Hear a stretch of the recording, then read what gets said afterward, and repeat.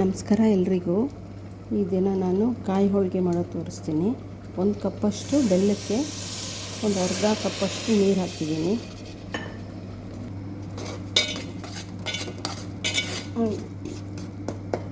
ಇದೊಂದು ಸಣ್ಣ ಎಳೆ ಪಾಕ ಬರಬೇಕು. ಸೊ ಈ ಟೈಮಲ್ಲಿ ಸ್ವಲ್ಪ ತೆಂಗಿನ ತುರಿ ಹಾಕ್ತಾಯಿದ್ದೀನಿ.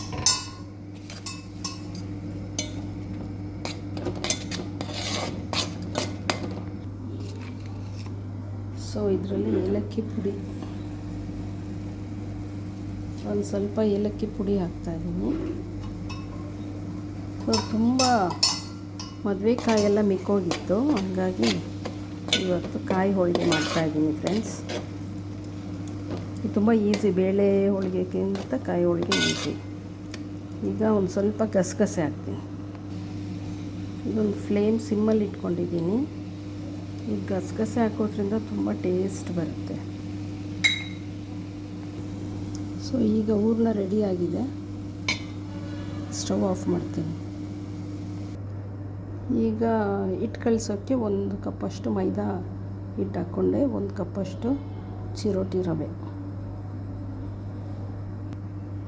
ಒಂಚೂರು ಸಾಲ್ಟು,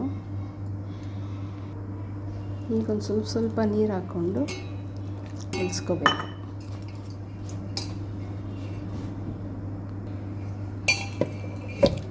ಈಗ ಅದಕ್ಕೆ ಬಂದಮೇಲೆ ಚೆನ್ನಾಗಿ ಕಲಸಿ ಸ್ವಲ್ಪ ಮುಚ್ಚಿಟ್ಬಿಡಬೇಕು.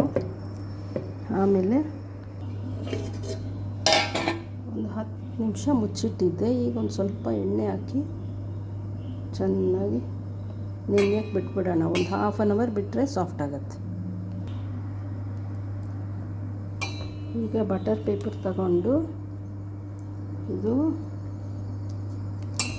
ಮೈದಾ ಹಿಟ್ಟೇನು ಕಲಿಸಿದ್ವು ಅದನ್ನು ಹೊತ್ಕೊಂಡು ಸ್ವಲ್ಪ ಹೂರಣ 1 ಸ್ಪೂನ್ ಅಷ್ಟು ಇಟ್ಕೊಂಡು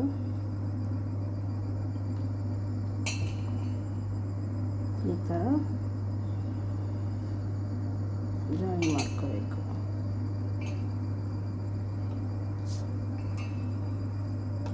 ಮತ್ತು ಇದನ್ನು ಉಲ್ಟಾ ಇಟ್ಟು ಈಗ ಚೆನ್ನಾಗಿ ಲಟ್ಟಿಸ್ಬೇಕು. ಇದಕ್ಕೆ ಸ್ವೀಟ್ ಸ್ವಲ್ಪ ಕಡಿಮೆನೇ ಹಾಕಿದ್ದೀನಿ ನಾನು. ಈ ಥರ ಚೆನ್ನಾಗಿ ರೌಂಡಾಗಿ ಲಟ್ಟಿಸ್ಕೊಂಡ್ಬಿಟ್ಟು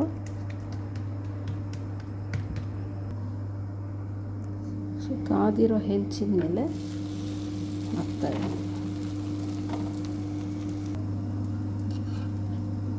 ಈಗ ತುಪ್ಪ ತಗೊಂಡು ಹೋಳಿಗೆಗೆ ಹಾಕಿ ಬೇಯಿಸಬೇಕು. ಸೊ ಇದೊಂದು ಸ್ವಲ್ಪ ಮೀಡಿಯಮ್ ಫ್ಲೇಮಲ್ಲಿ ಇಟ್ಕೊಂಡು ಬೇಯಿಸಬೇಕು. ತಿರುವಾಕಿದ್ಮೇಲೆ ತಿರ್ಗಾ ತುಪ್ಪ ಹಾಕಿ ಚೆನ್ನಾಗಿ ಬೇಯಿಸಬೇಕು. ಸೊ ಬಿಸಿ ಬಿಸಿ ಕಾಯಿ ಹೋಳಿಗೆ ರೆಡಿ.